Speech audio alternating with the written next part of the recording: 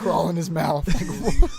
Well, they say that, like, you know, like stuntmen and all that, like people who like thrill seek, they do a scan of their brains, and apparently, like the endorphins that like make us feel like, like excited, like they have a deficiency of it, to where like where we feel normal like now is how they feel when they do like the crazy things. Yeah, I saw that. Yeah. Or one of those. So they're just like super depressed?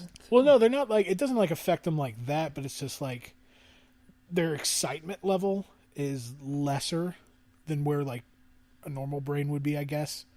And they're like, when they do the like real heart pumping thing, they're like, yeah, that's pretty cool. Yeah. They're like super nonchalant about it.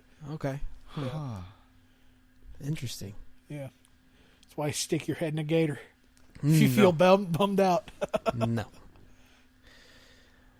You guys want to play a game? Yeah. You want to play a His little games game? always make me sound like an idiot. Kevin, I think it's just you. I wonder if I have... Wow, dude. Yes, but I'm also sitting over here pondering if I have the deficiency. Oh. Why? Because I like to do dumb stuff like ride skateboards down hills and fight people at concerts. This is probably like... That's when I feel most It's alive. probably people who are like, I'm going to go skydive without a parachute. Well, no, I'm not that deficient. Then you're fine. Not that deficient. I like the ground. Yeah. Do you like to mountain climb with no ropes? Nope. Then you're good. I don't have it. Yeah. Thanks, doctors. Thanks, Doctor. Anytime. Doctor. Doctor. Let's play a game, Dr. Steve. Sexy, MD. Okay, so since you guys have hijacked the name of my game, it is now forever dubbed YAS Queen or Fake News. Thank Yas you. Queen. Yes. All right, so let's go over the rules for anyone who's listening at home doesn't remember, or let's be honest, in case you guys forgot the rules. There are 2 rounds. Each round contains 2 stories. Okay. There will never be any tricks. There's one of the stories will be true, one of the stories will be false. Okay? So you just got to decide. You'll cast your vote at the end of each round after you've heard both stories. Okay. Okay? And then the winner gets to name this episode. Okay. Okay. Hope I'm not creative. I already know what the episode would be called. Oh, Well, you know you how and we got- Roach won last time, and it was like The sneaky game. the sneaky Ty game. and I tied. Yeah. Yeah. So we had to come up with some weird way to both come up with a phrase. and What's then the first put it word that together. comes to your head? You're like, No, we sneaky. did. One was like a noun, one was a verb or whatever. Yeah, it something like that. was. And then, so I said, "Oh, I'll take the noun," because I was just gonna say game. Yeah. Okay, That so is in sneaky. round 1, both stories are pretty lengthy. Okay. In round 2, the stories are both pretty short. Okay. Bokeh. Okay. Now, I've named each one of them myself, so if they sound made up or kind of Steven-esque, that's why. Okay. Because I attached names to all of them just to make sure it all sounded even. Gotcha. Nope, they're all fake. They're all fake, yes. I completely ignored Rule 3. Yeah. They're all fake. They're all That would be such a twist. fake. What a tweet. Yes. What a twist. Okay, here we go. Garrett Meany was a 37-year-old hotel clerk who worked at the German-themed Berlin Hotel in Odessa, Texas. A better-known title for Garrett's line of work would be that of a hotel hop, or a bellhop, rather, since our story takes place in the year 1937. Which leads me, I forgot to tell you the name of this story. This story is called 37 Reasons Why. 37 Reasons Why. Oh, that's... Wow. Topical. Topical. And relevant. It was a cold March day, and just like any other day, Garrett waited patiently for his new guest to arrive. Garrett had worked at the Berlin Hotel for the last 14 years and had taken his job very seriously. As a result of his zealous work ethic, the hotel manager assigned him specifically to host the more high-profile guests. It was a Sunday afternoon, and Garrett stood waiting in the damp March chill, waiting for his guest to pull up into the front of the hotel as previously arranged for 3 p.m. Something was odd, though. Garrett was used to high-profile guests, but usually knew them by name. If he hadn't met them in person before, he'd most certainly heard of them, but this guest's name was very unfamiliar. Yet hearing the name left him lightheaded, almost as if his brain was trying to trigger a memory. Now 7 minutes late, a brand new Plymouth Royal pulled up under the hotel's front entrance. Upon seeing the vehicle arrive, Garrett experienced that same dizzy feeling as if he was trying to retrieve a memory. Slightly dazed, Garrett reached for the rear passenger side door to open it for the guest as he arrived. But the seat was empty. Assuming he had made a rare mistake, Garrett looked forward to the front of the vehicle to see if the high-profile guest was sitting in the front seat. To his surprise, the only person in the car was the driver, who refused to acknowledge Garrett at all. The driver got out of the vehicle, opened up the trunk, and then sat back down in the car. Baffled by the strange occurrence, Garrett moved to the trunk to discover it was full of luggage. Attached to the luggage was a tag with the name Davy Carl and instructions to bring the belongings to the hotel room. Upon seeing the name on the luggage tag, the same sensation plagued him again, and Garrett had to steady himself on the vehicle. He regained his composure and loaded the luggage onto the luggage cart and pushed it inside. Usually a guest would check in, receive their key, and meet the bellhop at the room, where he would assist the guest with their belongings. But there was no guest, just a load of luggage and the name Davy Carl. Because of this unusual circumstance, Garrett was unaware of his guest's room number, so he walked by the front desk to retrieve the room number, but before he could reach the desk, Garrett experienced yet another sensation of dizziness. It seemed to only last a second or two, but he found himself across the lobby in the elevator with the button to the 3rd floor pressed. As the doors opened, he found himself instinctively making a left toward the far end of the hall. Considering his own confusion as to how he could possibly know to make it this far while pushing the luggage, as if he had known all along that it was his intended destination, he suddenly stopped. He looked up from the floor and found himself standing at the door of room 337. He heard a faint sound that he believed came from the other side of the door. "Inside," the voice said. This seemed impossible. The guest never showed up. How could he be hearing voices from the other side of the room, he thought. Then he heard it again, a little louder this time. Then again and again, each time growing louder and louder. "Inside, inside," the voice screamed. Only now to realize it wasn't coming from inside the room, but it was echoing in his own thoughts. Inside, inside. Vertigo consumed his body, and the room spun around him, and the luggage cart seemed to roll back and forth down the hall. He leaned on the door for stability, but looked down. The pattern of the carpet made matters worse. The voice screaming and echoing in his mind, "Inside, inside." Then he stood quietly. He was now inside the room with the door open and the key inside his hand. He carefully inspected the room and found nothing out of the ordinary until he reached the suite's master bathroom. Inside the bathtub laid the rotting remains of a middle-aged man. What you have just read was the retelling of a statement given to Odessa police on March 7th, 1937 by Garrett Meany. The man in the bathtub was later identified as Davy Carl.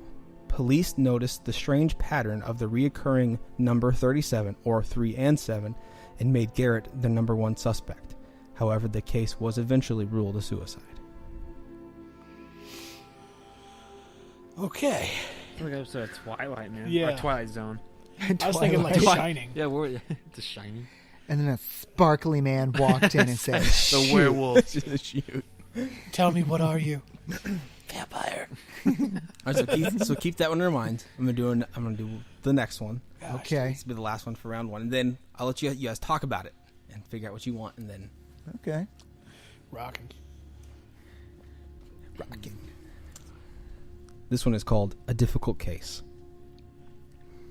Born in continental Europe in the mid-1940s, a woman known only as A.B. settled in Britain in the late 1960s. After a series of jobs, she got married, started a family, and settled down to a full-time commitment as a housewife and mother. She rarely went to see the doctor, as her and her family lived relatively healthy lives and were able to generally avoid hospitals. In the winter of 1984, as she was at home reading, she heard a distinct voice inside of her head. The voice told her, "Please don't be afraid. I know it must be shocking for you to hear me speaking to you like this, but this is the easiest way I could think of. My friend and I used to work at Children's Hospital, Great Omar Street. I guess that's the name of the hospital. And we would like to help you." AB had heard of the children's hospital, but did not know where it was and had never visited it. You guys all think you got it figured out. Her children were well, so she had no reason to worry about them and never took them to the hospital. This made it all the more frightening for her. And the voice intervened again. To help you see that we are sincere, we would like for you to check out the following. And the voice gave several instructions, which she had not possessed at the time. So she gave him several pieces of information, which she did not possess at the time. She checked them out, and they turned out to be true. But this did not help because she had already come to the conclusion that she had lost her mind. In a state of panic, AB went to the doctor, who referred her to a psychologist. The psychologist diagnosed her with functional hallucinatory psychosis. She was then given supportive counseling as well as medication. For several weeks, it seemed to be working as planned. The voices had disappeared. Feeling better about the situation, AB took a much-needed vacation with her family. While on vacation, the voices returned. They insisted that something was wrong, and they urged her to return to England to be treated. She returned to London immediately, visiting with her psychologist, and disclosed to him everything that had happened. She told him that she had received an address from the voices who insisted she should visit. AB's husband reluctantly agreed to drive her to the address, hoping it would prove that it was all just another hallucination. The exact address led to the computer tomographic department of the large London hospital. As she arrived there, the voices told her to go in and to have her brain scanned for two reasons. One, she had a tumor in her brain, and two, her brainstem was inflamed. Because the voices had told her things in the past that turned out to be true, AB believed the voices when they said she had a tumor. In order to reassure her, the psychologist requested a brain scan by the hospital. He wrote a letter to the doctors at the hospital explaining the hallucinatory voices that had told her that she had a brain tumor, and that he had not personally found any physical signs of such a thing. And the purpose of the scan was to essentially reassure the patient. Since there was no real symptoms that would normally lead to such a test, the request was initially denied. But after pulling a few strings, the psychologist was able to convince them that it was in AB's best interest to have the scans done. Eventually, the scan was done in April, and the initial findings led to a repeat scan in May, which revealed a large mass on her brain. The family discussed with the doctors the need for an operation, and in the end, it was agreed to proceed with an immediate operation. AB's voices told her that they were in full agreement with that decision. AB received an operation and the tumor was removed. There were no post-operative complications. Antipsychotic medicine was discontinued immediately after the operation, and there was no return of the hallucinatory voices or delusions. AB later told her psychologist in a follow-up session that when she recovered consciousness after the operation, the voices told her, "We are pleased to have helped you. Goodbye." Huh. Whoa. All right, so what do you guys think? You first, Kevin. Huh? You first. All right. And I want to know why, too. I did this to you guys last time. I want to know why. Yeah. I think the second story is YAS Queen. I think the first one is fake news. But I don't know hold why. on. Okay, that's fine. Yeah. Don't discuss amongst yourselves yet until after you've already made the decision. Because I don't want you guys swaying each other. Yeah, but I'm just saying, like, an initial reaction. You think story one was true? No. I think story one is fake news. Okay, so you think story one is fake news? But I don't know why. Okay. They have similar themes. Yes, I know. Roach? I think story one is YAS Queen and story two is fake news. So you disagree with Kevin? Wait, hold on. So you think the bellhop one was YAS Queen? I hate saying that.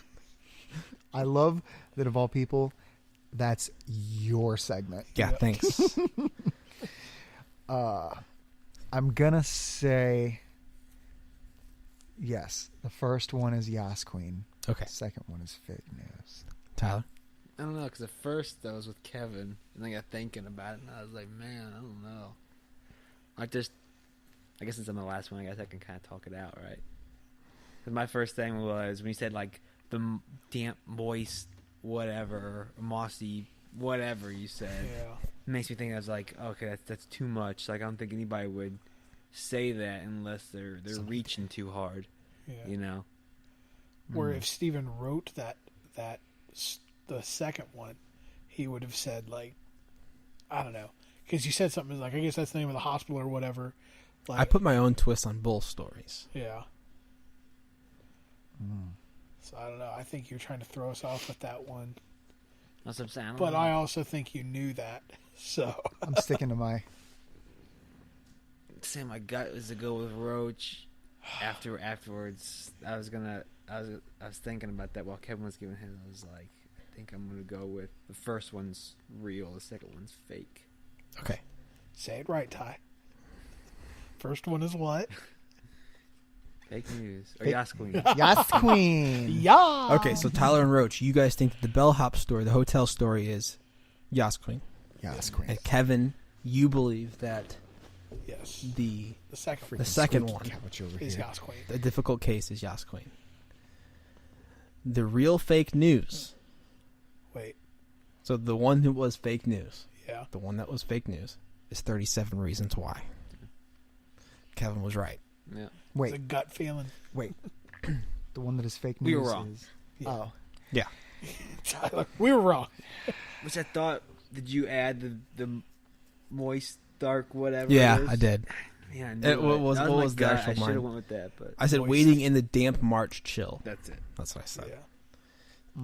And I meant to actually fix that yesterday because I noticed it was exactly what you said and forgot to fix it. So I just had to roll with it. That was my first. As soon as you said that, I was like, man, that sounds too much. Yeah, like it's too much. It's too much. It's too novelish, Yeah. you know? It's like the rooster crowed at midnight type stuff. Yeah. Now, the other story, the one, so A Difficult Case, that is actually from a British medical journal. Really. Yeah. Britons Wow. are weird. Yeah. I was actually able to, like, get into my my school's library Yeah. and pull this up. It's like a real thing. Huh. Yeah. That's cool. Dang. But she's All right, so- crazy. So Kevin has, yeah. That's cool. So Kevin has 1 point. Already know what I'm naming it. Round 2. This one's called two. Wrong Number. Oh, can we all do a thing like they do on Good Mythical Morning where we go, we're in sync, we go, round 2. Oh, You know yeah. what I mean? We try to do the NSYNC thing, and then somebody forget. Oh, darn, I missed it. And then everyone laughs at me. Did you listen to the episode? I've listened to every episode for a while now, yeah. Previously on. Oh dang it! I missed it. Did you hear it? No. It makes me I've sound listened- really dumb. It's funny. I don't think I've listened to any of our episodes since the third one. Oh, shoot. We just get better and better at Yeah, this. dude. This podcast is free and always will be. But if you would like to support us financially, head over to patreon.com/bitesizemammoth and select the tier that works best for you. 10% of what you donate will be donated to a charity every month. Don't forget to pick up your merch by visiting teespring.com and searching Bite Size Mammoth. Hey, and if you ever find yourself on the internet, be sure to like us on Facebook and follow us on Twitter at Bite Size Mammoth. I just hate the sound of our own voices. I hate myself. Guys, round 2. Round 2. I want to wrap this segment up, man. Both of those were so long. Yeah. Okay, round 2. Wrong number.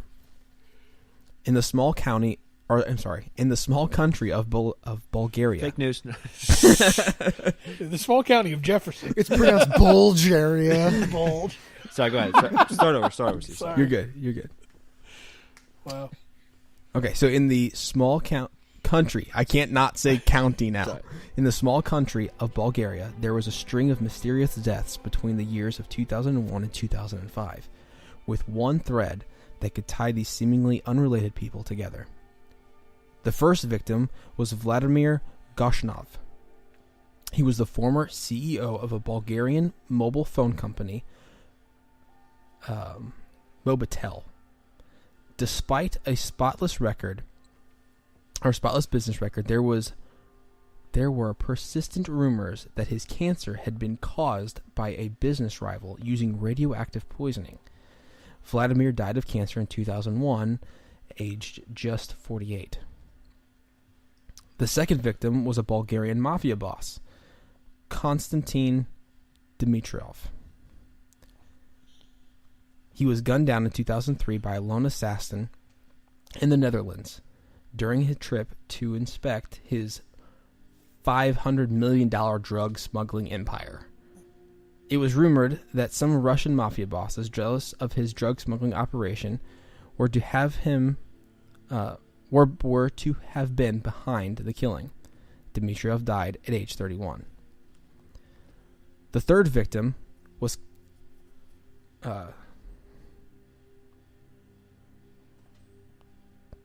sorry, I lost my place. The third victim was also named Konstantin. I don't know how to speak Bulgarian. He was known to be a rather crooked businessman, and it is suggested that he may have had a few enemies in his time. He was gunned down outside of an Indian restaurant in Bulgaria's capital, Sofia, in 2005. What's the strange thread that ties all these men together? Each of them were found with a cell phone in their possession. They all shared the same phone number, 0888-888-888. The phone number has since been suspended. Ouch. Mm. Yeah. I should say Ocho. Ocho, ocho, ocho, You ocho. can tell I'm like tired of reading. I'm just kind of falling apart here. You're good. You're good. So you got one more. One short more. story. One more. This Okay. one's called Doppelganger.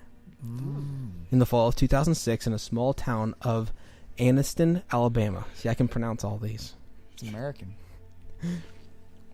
A middle-class worker named Jake was at his local bank depositing his weekly paycheck. As Jake spoke with the clerk, he heard gunshots from behind him. The bank was being robbed. Jake never turned around but went straight to his knees. He knew if he complied, he would have a better chance of making it through this alive.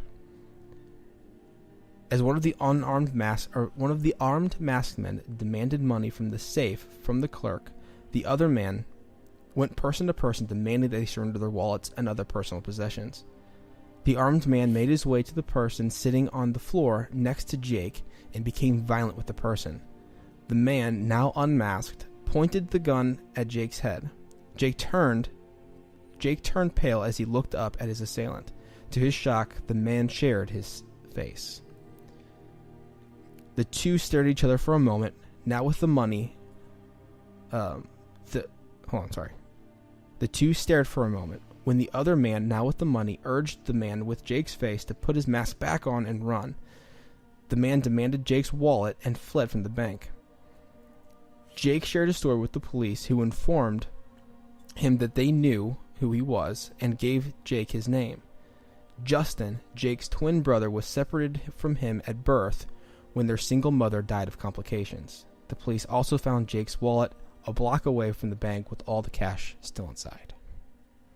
Whoa. I really want that one to be true. Me too. But I think it's fake news. Why? Until after you give your vote. Then I will tell you. First one is YAS Queen. Do you think the first one is true? Yes. Yeah. I think so too. So you think the I think the wrong the number eights. is true? Yeah. Mm-hmm. Because I want the second one to be true. But I don't know. But it seems Steven-esque. It seems Stephen-esque. Yeah. I'm last again. Yeah. Come on, Ty. What you got? I'm gonna go opposite, just cause. Just cause. Because You're going to, okay. Just cause. But also, I think with the first one being fake, because I don't know, and part of me thinks that Steve wouldn't be able to think of those last names. Yeah. No offense, because it's a different country, but also I don't think you'd be able to know how to pronounce them unless you create them yourself. So that's another reason, like, as well as you did.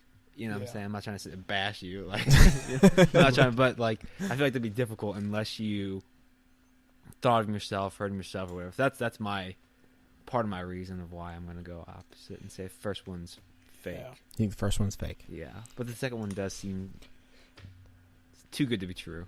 I mean, I hope I'm wrong. No. So doppelganger is fake news. I was wrong. So why did you guys pick with the ones you picked? I picked doppelganger as fake news because it felt right. It really did. Because it felt right. Yeah, because I don't think that would. I don't know if that would happen, but also because it was set in Alabama and not Bulgaria. Like, I think what Ty said, like sticking closer to home would be more you. I don't think you would branch out into Bulgaria willingly. Yeah. I don't know anything about Bulgaria, so Yeah. Roach, why did you pick the ones you picked? because it seemed like a story that you would write. It just seemed, I mean, one versus the other. Yeah. The doppelganger one was like, this seems like some kind of thing that. Seems like an urban legend. Well, it just seemed like something that would come from the mind of Steven. Like, Okay. we would sit up late at night and be like, okay, what if? I actually did this like last night at like midnight. Okay. So he was doing it by himself, though. He's like, what if? Yeah, On pretty the much. couch, just like. Ty, why'd you pick the ones you picked? You already kind of explained. Yeah. 'Cause you thought. Yeah. Yeah, I the names. Explain again why you're wrong, Tyler, please. No, I'm saying the names. I made up their pronunciation. I have no idea. Oh, okay. is That why was I did think about that. I was like, maybe because we don't see how it's written, you know? So, Yeah. so he could just be, you know. Well, I but- think I made a mistake when I copied and pasted because the second victim and the third victim I have as down as the same name. I don't think that's right. Really? Yeah, but that came from Daily Mail UK. I was thinking, I was like, Oh, they have the same name? Mail. They all have the same name. they're all Constantine. That's what the thing is. Yeah. I was like, shoot. Tyler is like one wrong answer away from being like the Christian Bale rant. It's like, oh, good for you. You. And how was it then?